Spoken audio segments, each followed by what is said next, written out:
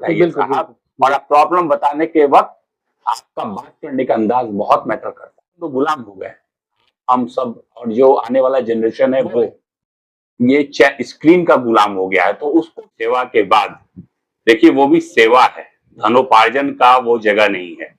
चाहे वो आप गवर्नमेंट सर्विस में अगर आप हैं तो आप एज ए पब्लिक सर्वेंट सेवा देते हैं। हुआ कि जो नीति बनी है सरकार की, दारूबंदी की, शराबबंदी की, वो कम्प्लीटली फेल है। एक तो रेवेन्यू का लॉस जा रहा है, दूसरा उसको सही मायने में इम्प्लीमेंट नहीं किया जा रहा। पर्यावरण का मामला है जैसे कि मोती झील, तो ये तमाम लड़ाई भी न्याय के लिए। चंपारण का मोतिहारी विधानसभा क्षेत्र, हमारे साथ कुमार अमित जी हैं जो पेशे से एडवोकेट हैं हाईकोर्ट के और स्पेशल सुपरिटेंडेंट थे एक्साइज विभाग में। इनसे ही संक्षिप्त तो इनका परिचय जानेंगे और ये भी जानेंगे कि जिस उम्र में लोग रोजगार की तरफ होते हैं, परिवार के भरण पोषण के लिए अच्छी नौकरी चाहते हैं, जब ये एक हैंडसम सैलरी पा रहे थे इज्जत प्रतिष्ठा मान सम्मान के साथ, तो आखिर ऐसी क्या व्यवस्था बनी जहां ये खुद को सफर नहीं कर पाए और राजनीति मैदान में आ गए। निश्चित तौर पे राजनीति में अच्छे लोगों की कमी है और यही कारण है कि गलत लोग पनपते गए और ऐसे लोग जो एनकिन प्रकार पैसा कमाते हैं, सांसद और विधायक बनते हैं और एक बार का विधायक अपने 3 पीढ़ियों का सोचता है। उस समय में ऐसे लोग भी मैदान में आते हैं जो पढ़े लिखे बुद्धिजीवी वर्ग से आते हैं और अपनी नौकरी को छोड़ के मैदान में आते हैं। तो निश्चित तौर पे पार्टी और जनता दोनों की जिम्मेदारी बनती है। आपके बीच अगर विकल्प के तौर पे अच्छे लोग होते हैं, कुमार अमित जैसे लोग अगर आपके बीच होते हैं, तो निश्चित तौर पे आपको भी पार्टी, जाति और धर्म से हटके व्यक्तिगत तौर पे ऐसे लोगों के साथ खड़ा होना होगा। अगर ऐसे लोगों के साथ आप खड़े नहीं होते तो निश्चित तौर पे कोई भी आदमी आपके लिए, आपके बच्चों के लिए, आपके परिवार के लिए या आपके शहर के लिए आवाज उठाने को कभी तैयार नहीं होगा। और यही कारण है कि अच्छे लोग चुनाव में नहीं आ रहे हैं। बहुत संक्षिप्त में जानेंगे सर, आप जिस विभाग से आते हैं, हैंडसम पैकेज थी आपकी, आपने उसको रिजाइन कर दिया और वकालत आप कर रहे हैं और आपने जन स्वराज को ज्वाइन किया। संक्षिप्त में आपका परिचय जानेंगे और ये भी जानेंगे कि जन स्वराज ही क्यों। मेरा नाम कुमार अमित हुआ। 14 साल प्रशासनिक सेवा में मैं था, जैसे मैंने आपने बताया अभी, और 14 साल की सेवा के बाद देखिए, वो भी सेवा है, धनोपार्जन का वो जगह नहीं है। चाहे वो आप गवर्नमेंट सर्विस में अगर आप हैं तो आप एज ए पब्लिक सर्वेंट सेवा देते हैं। तो वो सेवा देते देते बाद में मुझे ये लगा, मतलब हाल के दिनों में जब मैं रिजाइन किया 2021 में, तो ये एहसास हुआ कि जो नीति बनी है सरकार की, दारूबंदी की, शराबबंदी की, वो कम्प्लीटली फेल है। एक तो रेवेन्यू का लॉस जा रहा है, दूसरा उसको सही मायने में इम्प्लीमेंट नहीं किया जा रहा है। तो उस जगह से निकल के मैं वकालत में आया और वकालत के माध्यम से भी मैं अपना जीविका भी चला रहा हूँ और अपने मन के हिसाब से जो तमाम तरह के लोग हैं, जो मान लीजिए जिनको न्याय नहीं मिल पा रहा है, जिनके पास पैसे का अभाव है, वो लड़ाई नहीं लड़ सकते अपनी, पर्यावरण का मामला है जैसे कि मोती झील, तो ये तमाम लड़ाई भी न्याय के लिए मैं लड़ रहा हूँ। और इससे मुझे हर चीज का आर्थिक क्या कहते हैं, आर्थिक रूप से जो है आप इस निष्कर्ष पे नहीं पहुंच सकते कि इससे क्या लाभ या घाटा हो रहा है। इससे आपको जीवन जीने के लिए जितना कमाना होता है उतने के लिए मैं संबल हूँ, ऊपर वाले की दया से, और मेरे परिवार वालों ने मुझे जो पढ़ा लिखा के इतना संबल बनाया है कि मुझे थोड़ा भी समय नहीं लगा और मैं रिजाइन कर दिया। तो आज मैं लोगों की भी सेवा कर पा रहा हूँ और परिवार को भी अच्छे ढंग से चला पा रहा हूँ। जब आप रिजाइन करके आए तो मोतिहारी की राजनीति में एक भूचाल आया। आपके यहाँ एक मोती झील है, मोती झील कहा जाता है, डल झील भी कह सकते हैं उसको, एक बड़ी झील है जिसकी लड़ाई आपने हाई कोर्ट में लड़ी और अभी लड़ भी रहे जी। आखिर मामला क्या था? देखिए, मुख्य तौर पे मोती झील को जब आप देखेंगे, हमारा बचपन वहीं बीता, वहीं यहीं पे पले बढ़े। तो रेजिग्नेशन के बाद जब मैं एज एन एडवोकेट प्रैक्टिस करने के लिए आया तो मेरे लिए सबसे अहम जो मुद्दा था, जो मेरे दिल के करीब था, वो मोती झील था।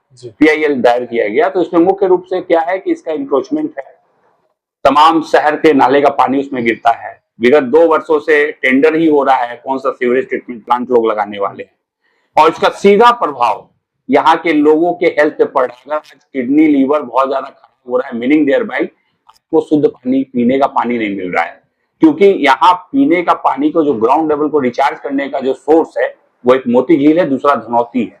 और ये दोनों जो है बुरी तरह से अतिक्रमित ही नहीं है, प्रदूषित भी है, क्योंकि पूरे शहर का नाले का पानी उसी में गिर रहा है। तो जाहिर सी बात है, जब जीवन नहीं रहेगा तो कोई विकास का क्या मायने है हमको समझ से परे।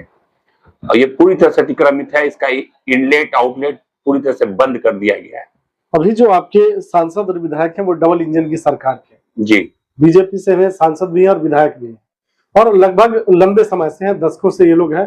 बावजूद उसके आज भी यहाँ की जो मूलभूत समस्याएं हैं, चाहे वो इनक्रोचमेंट की हो, जल जमाव की हो, सड़क के चौड़ीकरण का मामला हो, या फिर शिक्षा और स्वास्थ्य की बात करें, तो निश्चित तौर पे सब पटरी से डिरेल बना हुआ है। क्या मानते हैं?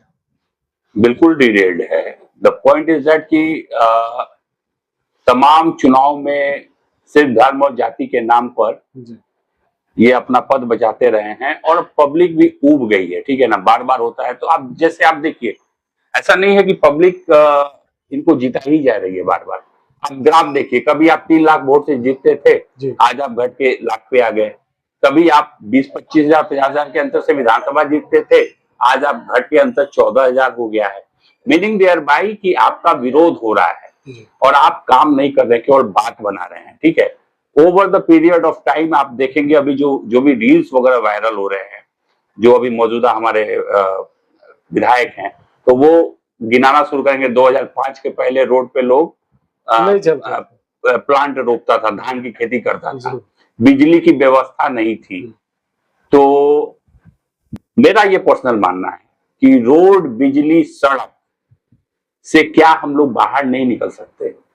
ये बुनियादी चीजें हैं जिनको मुहैया कराना किसी सरकार के द्वारा उपकार नहीं है।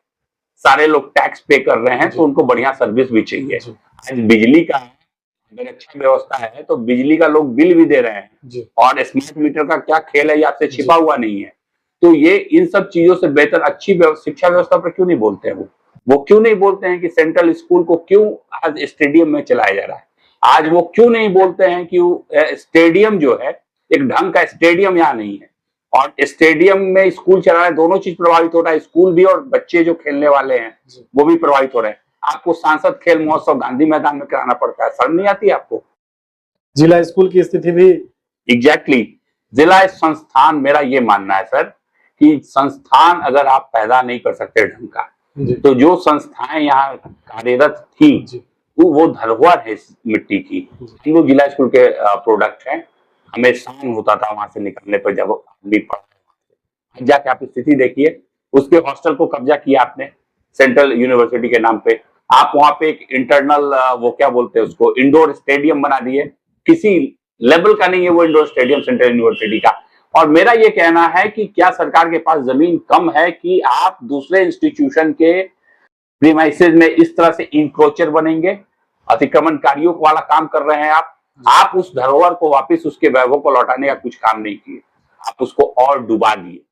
तो ये तमाम चीजें हैं, और इन सब चीजों से अब जो है पब्लिक भी हमको लगता है कि अवेयर है, और लोगों को बता रहे हैं हम लोग समझ भी रहे हैं। आप जनसुराज में हैं और निश्चित तौर पे आपकी दावेदारी जो आम लोगों के बीच, अगर आम लोगों की बात करें तो आम लोगों में आप लोकप्रिय हैं, सबके सुख दुख में खड़े रहते हैं, तो दावेदारी भी बनती है। लेकिन एक सवाल यह है कि आप जनसुराज में हैं, प्रशांत किशोर के करीबी भी हैं, लेकिन आपकी पार्टी में एक बड़ा माइनस पॉइंट उभर के ये आया, विगत कुछ दिनों से देखने को मिलता है कि हर पार्टी के वैसे लोग जो कहीं ना कहीं राजनीतिक इच्छा रखते हैं चुनाव लड़ने की, वो रिजाइन करके आपके पार्टी को ज्वाइन कर रहे हैं। ऐसे लोगों के आने से क्या पार्टी की सेहत पर असर पड़ेगा? बिल्कुल नहीं पड़ेगा सर। देखिए, ऐसा है कि प्रशांत किशोर ने तमाम मंच से, तमाम वीडियो रील्स वगैरह में भी आप इस चीज को देख सकते हैं। और जब हम दूसरे के चरित्र, चेहरे और इस पे बात कर रहे हैं, तो जाहिर सी बात है कि हम लोग बहुत क्लियर हैं इस कंसेप्ट में, और मुझे पूरा विश्वास है कि जनसुराज की जो प्रणेता है प्रशांत किशोर, अब जो बात वो कह रहे हैं, देखिए कोई आदमी कोई पॉलिटिकल पार्टी छोड़ के हमारे यहाँ आएगा तो हम तो मना नहीं कर सकते, आप आइए, स्वागत है। लेकिन जहां तक टिकट देने की बात है, तो जो लोग एप्लीकेंट है, जो आवेदक हैं पहले से, एक टाइम स्लॉट के बीच जो आवेदन दिए हैं, और जो लोग फील्ड में पहले से काम कर रहे हैं, जो धरातल पर जनसुराज को घर घर तक पहुंचा रहे हैं, अपना खून पसीना लगाया है लोगों ने बहुत विश्वास के साथ, ठीक है, तो उनके साथ विश्वासघात नहीं होगा, आप आश्वस्त रहें। ऐसे तमाम लोग जो आ रहे हैं, ठीक है, बतौर कार्यकर्ता काम करेंगे, भविष्य में देखा जाएगा कि उनके लिए क्या व्यवस्था बनती है, नहीं बनती है। हम लोगों की सहयोग और शुभकामनाएं आपके साथ है। पार्टी आपको सिंबल देती है, और मोतिहारी की जनता मौका देती है, विधायक आपको बनाती है, तो चुनाव जीतने के बाद आपकी पहली प्राथमिकता क्या है? पहली फॉरमोस्ट प्राथमिकता मैं सड़क, बिजली, पानी, ये सारी व्यवस्थाएं, शिक्षा व्यवस्था, ये सब के मूल में अगर आप जाएंगे, जहां कहीं भी परेशानी है जी तो आप पाएंगे कि भ्रष्टाचार है। जी अगर इस पे कंट्रोल कर लिया जाए ना, जी जो लोगों का कट होता है, जो स्टेक होता है, जी उसको अगर लोग कंप्रोमाइज कर दें, उसको छोड़ दें, उसको त्याग करें सेवा भाव से, ये सोच के कि ऊपर वाला देख रहा है, ऊपर वाला मतलब परमात्मा देख रहा है, जी और ईमानदारी से अगर इस काम को करें, तो मुझे लगता है कि 50% समस्या तो इसी कम हो जाएगी। पहला काम तो ये होना चाहिए। दूसरी बात है कि मेरा ये मानना है कि जो आज शिक्षा का स्तर, मैं क्या कहूं कि स्कूल प्रॉपर पढ़ाई हो रही है कि नहीं, तो बतौर विधायक आप स्कूल विजिट कर सकते हैं, आप देख सकते हैं वहाँ क्या कमियां हैं, क्या है। जो कंसर्न पदाधिकारी हैं, जिला शिक्षा पदाधिकारी होते हैं, प्रखंड शिक्षा पदाधिकारी, उनसे मीटिंग करके उनको मोटिवेट करके, कोई जरूरी नहीं कि हर काम डांट डपट के ही होता है। और मैं आपको दावे के साथ कहता हूँ, विगत 6 महीने में मैंने इसी जिले में उन्हीं पदाधिकारियों से प्यार मोहब्बत से बहुत सारा काम करवाया है, और लोग हंसी खुशी करना चाहते हैं। पहले आप उनको प्रॉब्लम तो बताइए साहब, और आप प्रॉब्लम बताने के वक्त आपका बात करने का अंदाज बहुत मैटर करता है। वो कोई आपका नौकर नहीं है, गुलाम नहीं है, तो आप उनको पहले एज ए ह्यूमन रिस्पेक्ट दीजिए, तब आप देखिए काम कैसे नहीं होता है। तो शिक्षा और बच्चों का जो खेलने का है ना यहाँ पे, क्योंकि हमारे टाइम में था व्यवस्था, मैं आपको बता दूं, वैसी व्यवस्था लागू करना आपकी जिम्मेदारी, उससे बेहतर करना है। मतलब वो उस समय के हिसाब से था, अभी के हिसाब से, अभी के हिसाब से नहीं। अब क्या देखिए आज नेपाल में क्या हो रहा है, जी कि बिल्कुल किस तरह के, मतलब वो गलत हुआ। वो लोग अभिव्यक्ति की आजादी के नाम पर जी कह रहे हैं कि ये बंद किया गया, लेकिन बेसिकली हम लोग गुलाम हो गए, आप, हम सब, और जो आने वाला जनरेशन है वो ये स्क्रीन का गुलाम हो गया है। तो उसको फिजिकल एक्टिविटी में आपको इन्वॉल्व करना पड़ेगा। उसके लिए व्यवस्थाएं आपको ऐसी कायम करनी पड़ेगी कि बढ़िया टर्फ हो तो आके दौड़ेगा, उसके पास बढ़िया स्टेडियम हो तो आके खेलेगा। आप उसको तो अट्रैक्टिव बनाइए ना, एक तो वैसे ही संसाधन कम है, मतलब खेलने वेलने का, उसको इनरीच कीजिए। अगर मोती झील साफ हो जाए तो आप स्विमिंग कंपटीशन करा सकते हैं। आज के डेट में तो कोई नहीं उतरेगा उसमें। उस तरह की व्यवस्था आपकी जिम्मेदारी रहे, वो दिखेगा। अगर मैं आता हूं तो मतलब क्या कहते हैं, बातें तो बहुत होती है, तो मेरी प्रायोरिटीज बहुत पिन पॉइंटेड क्लियर है दिमाग में, और वो सारी चीजें जो अभी तक नजर नहीं आती थी, वो लोगों को सामने से दिखेंगी। चलिए कुमार अमित जी, हमसे बात करने के लिए बहुत बहुत धन्यवाद। Thank you.